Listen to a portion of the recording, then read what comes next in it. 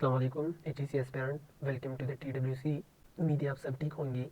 Lecture शुरू करने से पहले मैं कुछ बातें शेयर करना चाहता हूँ कि मैंने बैच 1, 2 और 3 की जो पेपर्स देखी हुई है अभी तक USATM की, तो उसमें तकरीबन 9 to 10 क्वेश्चन फंक्शन से आई हुई है।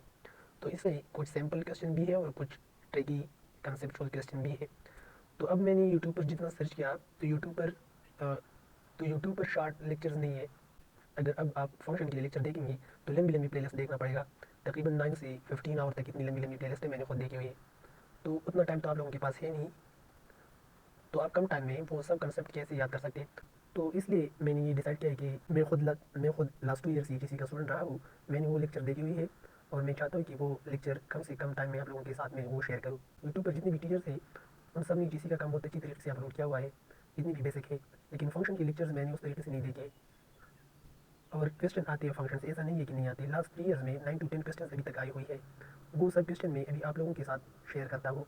फिर आप अंदाज़ा लगाए कि उनमें कितने क्वेश्चन आपको आते हैं, सब कितने क्वेश्चन आए आपको। शायद पास पेपर से कुछ MCQs रिपीट हो जाए, लेकिन सारे क्वेश्चन तो रिपीट नहीं होंगी। उसके लिए आपने कंसेप्ट को बिल्डअप कर। मेडिकल स्टूडेंट हूँ, मैंने खुद यूट्यूब से लेक्चर देखी हुई है लास्ट 2 ईयर से।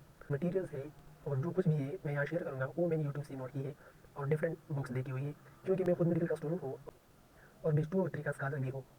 तो इसलिए मैंने सोचा है कि मैं कम से कम टाइम में तकरीबन 3 to 4 लेक्चर में, और वो भी शॉर्ट शॉर्ट लेक्चर में, सारा फंक्शन का जितना कंसेप्ट है जो किसी के लिए रिक्वायर्ड है वो मैं शेयर करूँगा इंशाल्लाह, फ्रॉम बेसिक टू एडवांस।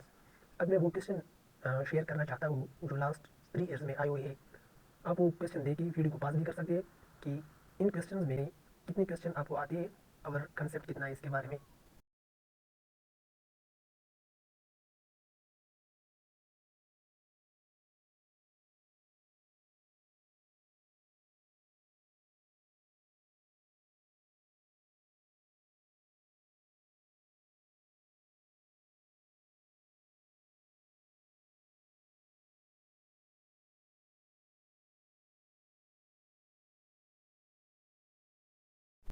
अच्छा, लीनियर फंक्शन को मैंने रिकॉर्ड किया था लेकिन रिकॉर्ड नहीं हुआ है, तो दोबारा मैं वो रिकॉर्ड करता हूँ।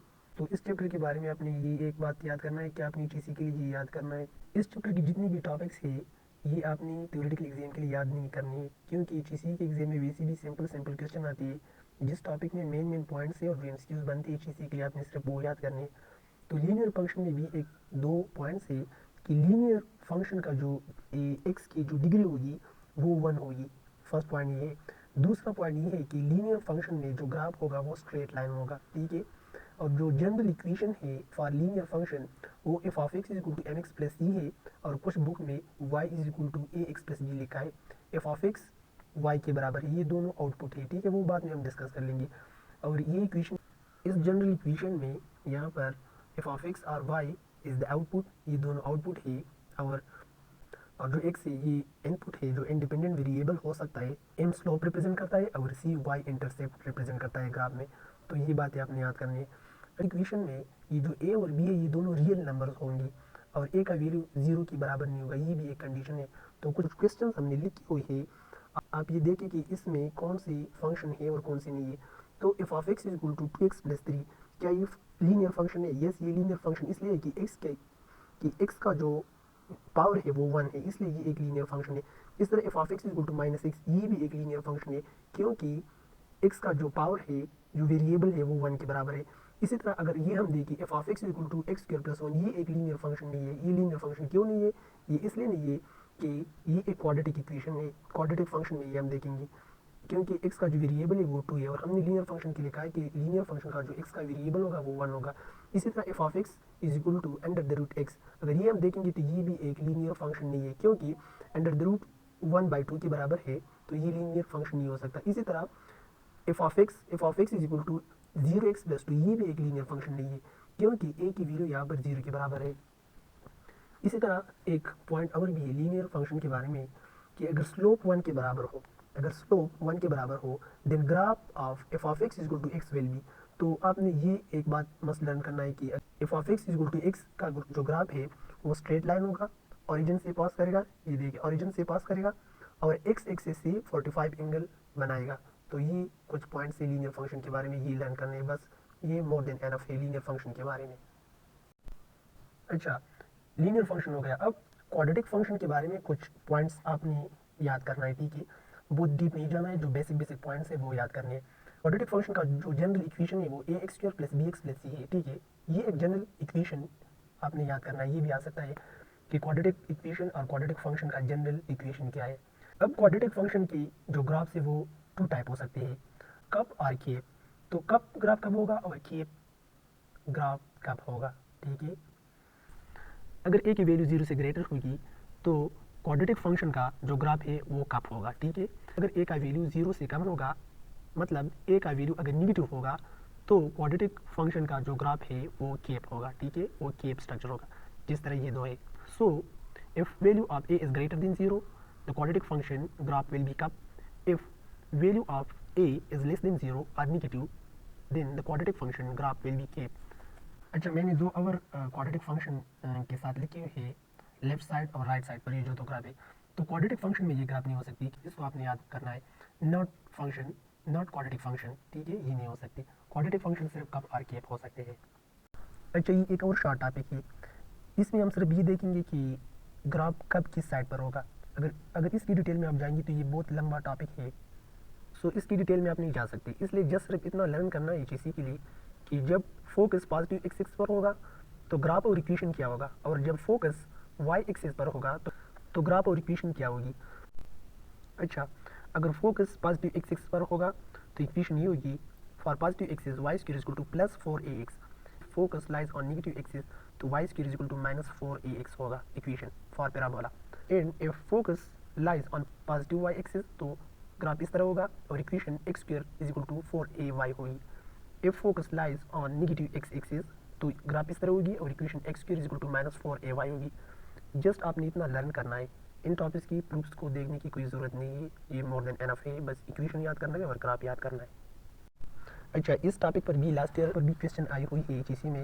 ये जब मैं HEC के लिए प्रिपरेशन करता था तो मैंने कई यूट्यूब से लिखा था ये, लेकिन ज़रूरी है क्योंकि इसी भी क्वेश्चन आता है। सो इसकी आइडेंटिफिकेशन करना बहुत इजी है, अगर आप ये चार्ट याद कर ले और ये एग्जांपल देख ले तो इजी होगा। सो फर्स्ट आपने ये क्वेश्चन करना है कि आर बोथ वेरिएबल स्क्वायर्ड। अगर दोनों वेरिएबल स्क्वायर नहीं है, ठीक है, अगर दोनों वेरिएबल स्क्वायर नहीं है तो वो पैराबोला होगा। अगर दोनों वेरिएबल स्क्वायर है तो उसके लिए फिर दूसरा कंडीशन भी है, वो हम बाद में देखेंगे, ठीक है। पहले हम वो देखते हैं जिनकी दोनों वेरिएबल स्क्वायर नहीं है। सो अगर आप ये वाला एग्जांपल देख ले तो इनकी एक वेरिएबल स्क्वायर है लेकिन दूसरा स्क्वायर नहीं है, तो ये पैराबोला है, ठीक है, ये इक्वेशन पैराबोला है। तो इसी तरह इसकी कंटिन्यूएशन में आप दूसरा क्वेश्चन कर सकते हैं, if both variable square then do the square term have opposite sign. अगर अपोजिट साइन है, यस है, तो फिर हाइपरबोला होगा। अगर नहीं है तो उसकी दूसरा कंडीशन फिर हम देखेंगे और उसके मुताबिक हम डिसाइड करेंगे। तो यहाँ पर लिखा है कि do the square term have opposite sign. अब आप यहाँ देख ली कि बोथ टर्म स्क्वायर भी हो लेकिन साइन क्या हो, साइन अपोजिट हो।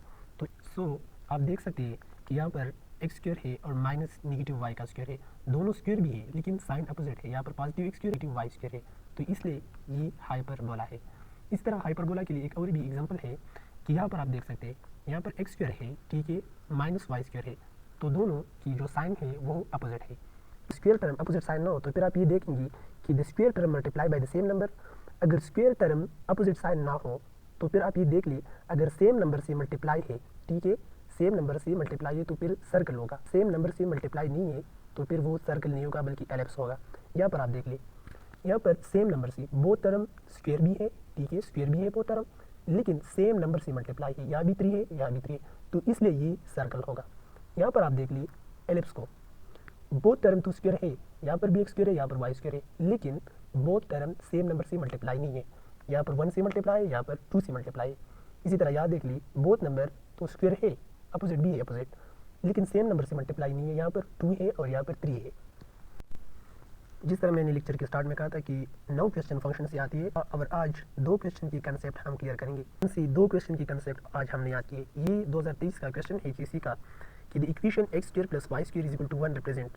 तो ये क्या रिप्रेजेंट करता है, पैराबोला, एलिप्स, सर्कल और हाइपरबोला। तो आप देख सकते हैं कि यहाँ पर साइन डिफरेंट है, एक्स स्क्वायर है और वाई स्क्वायर है, लेकिन दोनों मल्टीप्लाई सेम नंबर से हुई है, एक्स के साथ भी 1 है और वाई के साथ भी 1 है। और ये रूल हमने किस चीज़ के लिए देखा पहले, और सर्कल के लिए, कि अगर साइन अपोजिट हो और बोथ नंबर सेम नंबर से मल्टीप्लाई हो तो फिर हम उनको सर्कल कहेंगे। और ये HEC जो ऐसे 2022 पेपर का क्वेश्चन है कि the graph of the equation X square plus 2x plus 3, तो ये डाउन होगा या अप होगा, लेफ्ट राइट तो नहीं हो सकती, वो तो मैंने बताया कि या तो डाउन होगा या तो अप होगा फॉर क्वाड्रेटिक फंक्शन, क्योंकि ये एक क्वाड्रेटिक फंक्शन है। तो अब आप ये बताइए कि ये अप होगा या डाउन होगा। तो जो लेक्चर में हमने देखा कि अगर ए की वैल्यू ग्रेटर देन 0 होगी, मतलब पॉजिटिव होगी, तो वो ग्राफ अपवर्ड ओपन करेगा। तो parabola open upward, correct option will be D.